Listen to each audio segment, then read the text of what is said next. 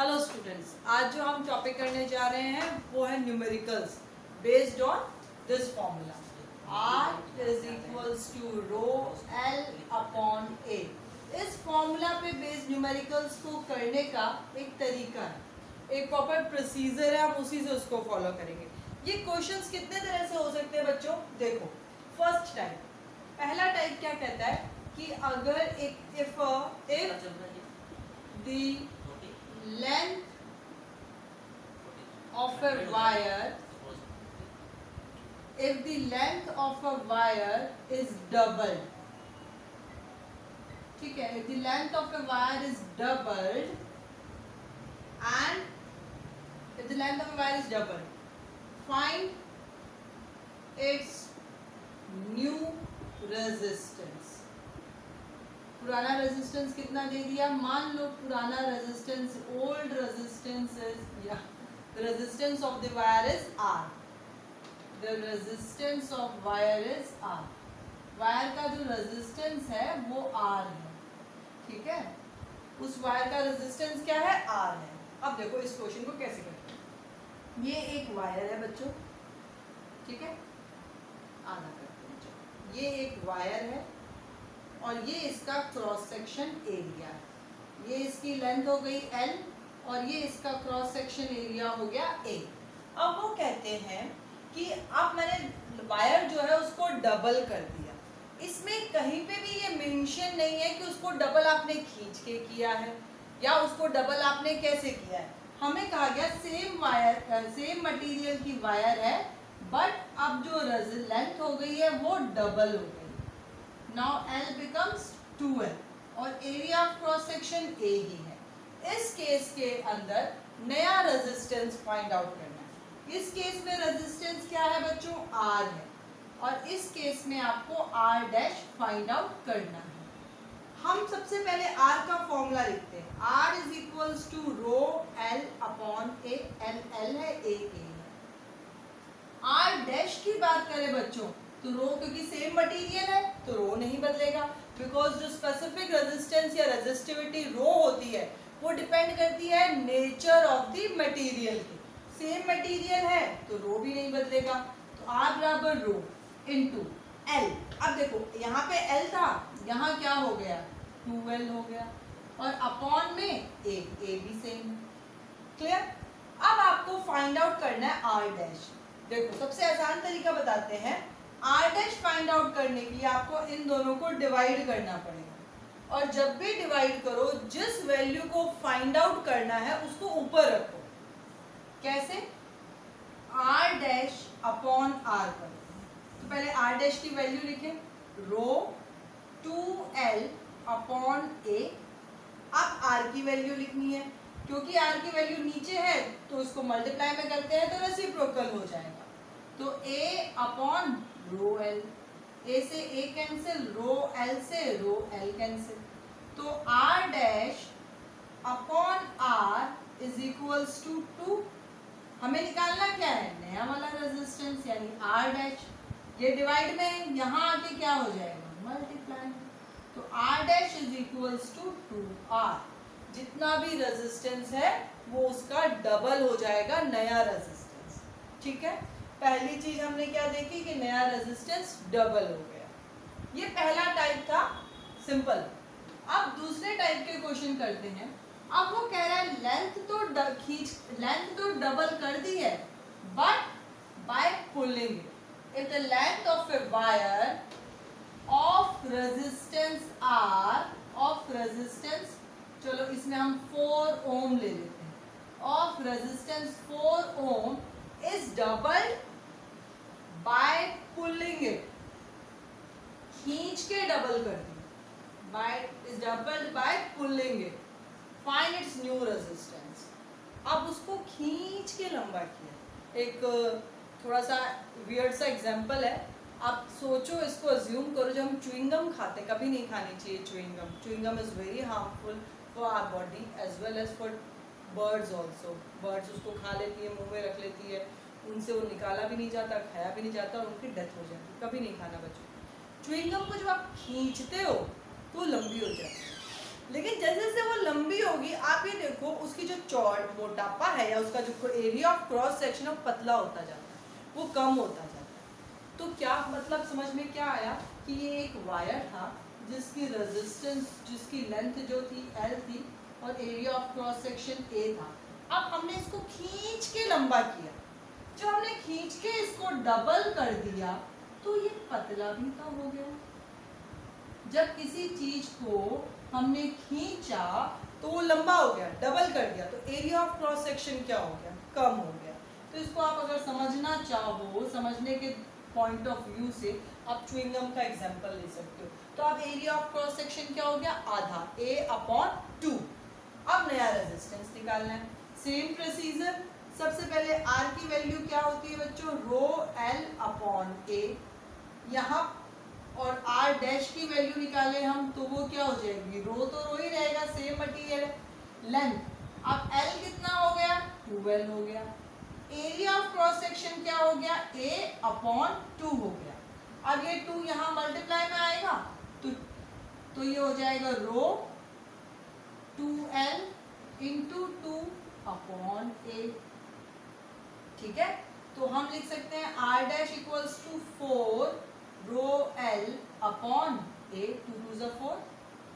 नया अब हमें R डैश की वैल्यू निकालनी है, R डैश अपॉन R। हमेशा याद रखो जिसकी वैल्यू निकालनी है उसको ऊपर रखो डिवाइड करते टाइम, बहुत इजी हो जाएगी सारी चीजें। तो R dash upon R, R dash की वैल्यू कितनी बच्चों, 4 ρL/A। R की वैल्यू कितनी है, ρL/A, रेसिप्रोकल हो जाएगा, A ऊपर चला गया, ρL नीचे, A से A कैंसिल, ρL से ρL कैंसिल। तो R dash upon R equals to कितना आ गया, 4। हमें क्या निकालना है, हमें R डैश निकालना है, तो 4 इंटू R। R की वैल्यू इस बार हमने ले ली थी, R की वैल्यू कितनी ली थी बच्चों, 4। तो R dash equals to 4 into 4 यानी कि 16 ओम। ठीक है, क्या देखा हमने, अगर किसी वायर को डबल किया, मतलब कुछ नहीं बताया आपको कि डबल कैसे किया, हमने कहा कि एक वायर है उसी की लेंथ को हमने डबल करके ले लिया, तो उसी के सेम वायर था लेकिन लेंथ डबल थी, तो सेम को हमने प्रोसीजर पहले वाला किया टाइप। सेकंड में अब उसको डबल किया गया बाय पुलिंग इट, खींच के डबल किया। जब खींच के डबल किया बच्चों तो च्युइंगम का एग्जांपल याद रखो, जैसे ही खींचोगे उसको तो उसकी लंबाई तो बढ़ जाएगी लेकिन एरिया ऑफ क्रॉस सेक्शन क्या हो जाएगा, कम हो जाएगा, वो आधा हो जाएगा। तो उस केस में रेजिस्टेंस जो होगा 4 टाइम्स होगा। चलिए अब एक और टाइप करते हैं, उसमें क्या होगा, वायर को अब हमने लंबाई बढ़ाते बढ़ाते बहुत देर हो गई, अब हम इसकी लंबाई कम करते हैं। चलिए मैं आपको इसको समझाती हूँ एक वायर के एग्जांपल से। इफ द लेंथ, इफ, चलो दोबारा लिखते हैं, अगर एक वायर लिया हमने और उसकी लेंथ को, if A wire of length L, if a wire of resistance R, the resistance 4 ohm ले लेते हैं, 4 ohm is doubled on itself, बच्चों यही वर्ड्स आएंगे लिखे हुए, is doubled on itself। If a wire of resistance 4 ohm and length L is doubled on itself, find the new resistance, find the new resistance। अब आपको नया resistance find out करना है। देखिए जैसे मोबाइल में वो चार्जिंग वायर होती है, मैं उसका एग्जांपल लेके देखें, अगर हम, जैसे एक चार्जिंग वायर है, हमने क्या किया, हमने कहा कि एक वायर है, इसकी लंबाई L है, इसको इसी के ऊपर डबल कर लिया, ये हमने इसको डबल कर लिया। दोबारा देखो, ये इसकी वायर है, ये इसकी लंबाई L है और ये इसका क्रॉस सेक्शन एरिया है। ठीक है, अब मैंने इसको इसी पे डबल कर लिया, ये इसको हमने डबल कर लिया, तो अब इसकी लंबाई क्या हो गई बच्चों, आधी, और क्रॉस सेक्शन एरिया क्या हो गया, जो पहले इतना सा था अब वो इसका डबल हो गया। क्लियर है कि लंबाई आधी हो गई और क्रॉस सेक्शन एरिया क्या हो गया, डबल हो गया। तो देखिए ये वायर था, इसकी लंबाई जो थी ये इतनी थी और क्रॉस सेक्शन लंबाई क्या थी, L थी, और क्रॉस सेक्शन एरिया था हमारा A। अब इसको इसी पे डबल कर लिया, इसी पे डबल कर लिया तो लेंथ क्या हो गई आधी, और एरिया ऑफ क्रॉस सेक्शन क्या हो गया डबल, वो मोटा हो गया। ओके, तो देखिए अब नया रेजिस्टेंस कैसे निकालते हैं। अभी तक तो आपको समझ में आ गया होगा। पहला स्टेप R बराबर रो L अपॉन A लिखा। दूसरा स्टेप R डैश बराबर रो L कितनी है बच्चों, L अपॉन 2 इंटू 2A। ठीक है, एरिया ऑफ क्रॉस सेक्शन जो है हमारा डबल हो गया, तो ये हो जाएगा रो L अपॉन 4A।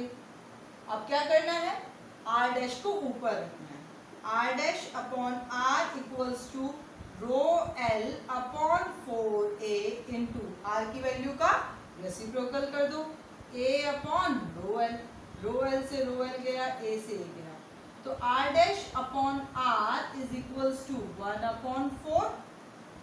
हमें निकालना है R डैश, तो R dash is equals to 1 upon 4 into R, divide में था, सॉरी हाँ डिवाइड में था, यहाँ आगे मल्टीप्लाई में हो गया।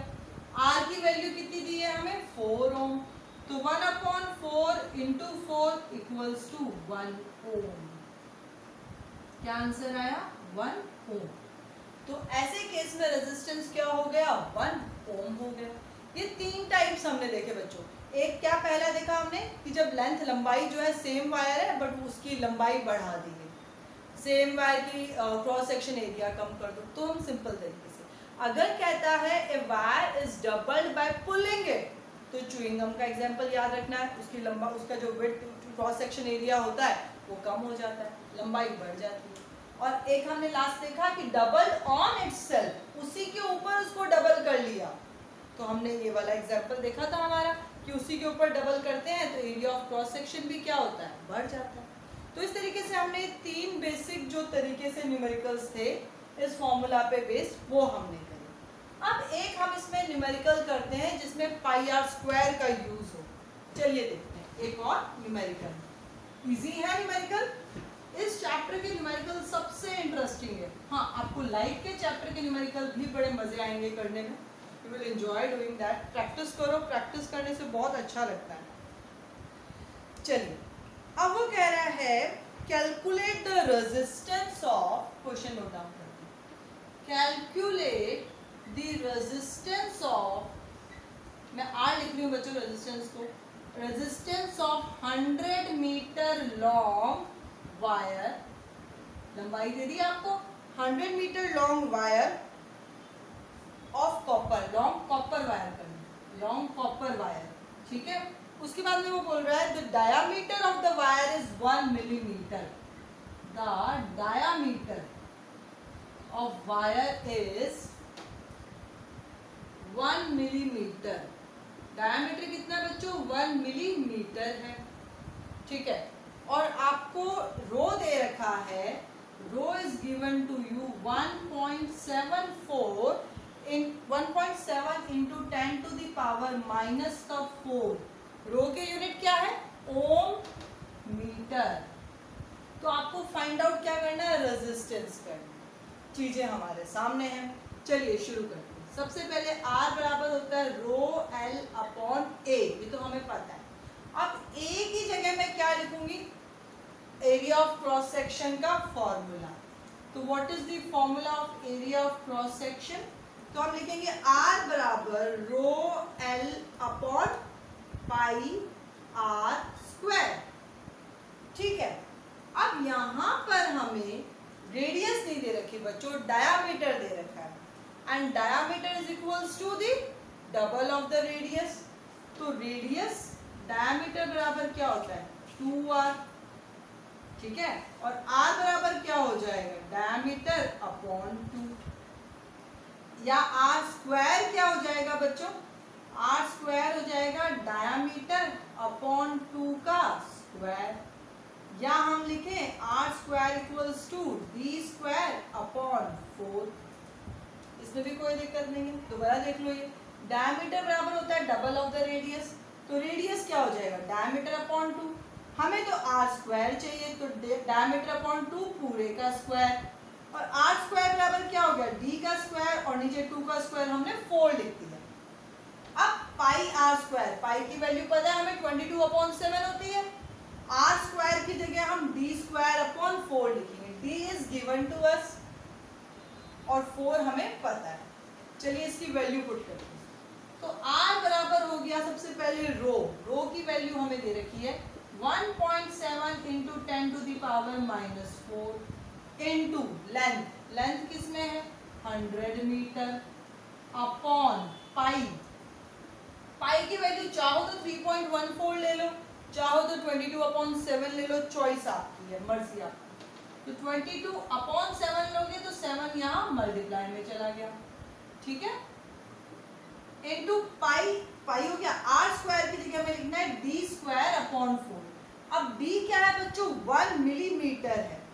आपको याद होगा मैंने बोला था जब भी मिलीमीटर आएगा, मिलीमीटर आएगा आपके, मिली का मतलब याद रखो 10 टू दी पावर -3, तो 1 millimetre is equals to 1 into 10 to the power -3, इसको याद रखो हमेशा। तो b का स्क्वायर यानी 1 इंटू 10 टू दी पावर -3 का स्क्वायर अपॉन में 4 है, 4 ऊपर चला जाएगा मल्टीप्लाई में, ठीक है, ये वाला था ना pi R square D square upon 4, तो 4 ऊपर चला। चलिए अब इसको सॉल्व करने का तरीका बताते हैं।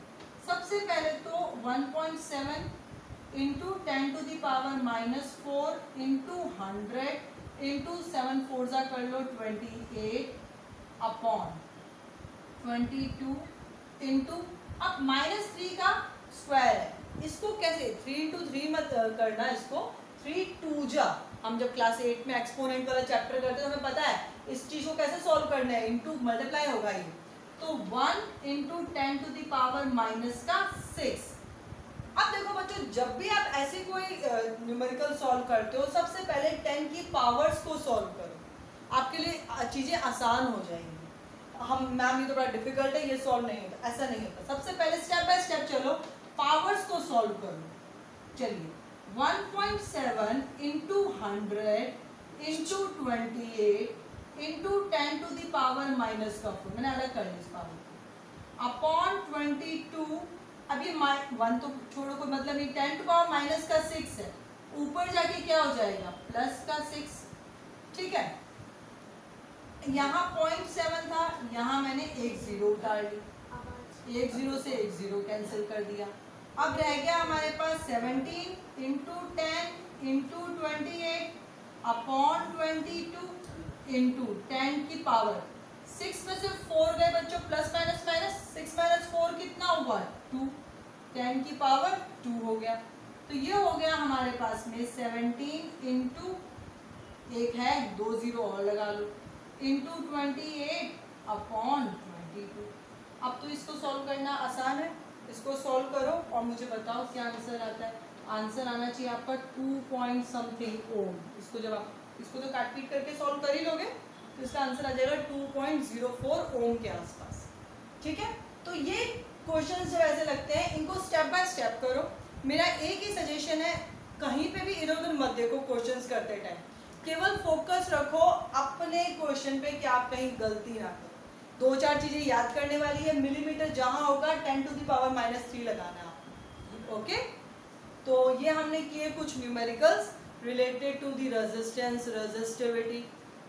नेक्स्ट टॉपिक में हम लेंगे कॉम्बिनेशंस ऑफ दी सर्किट।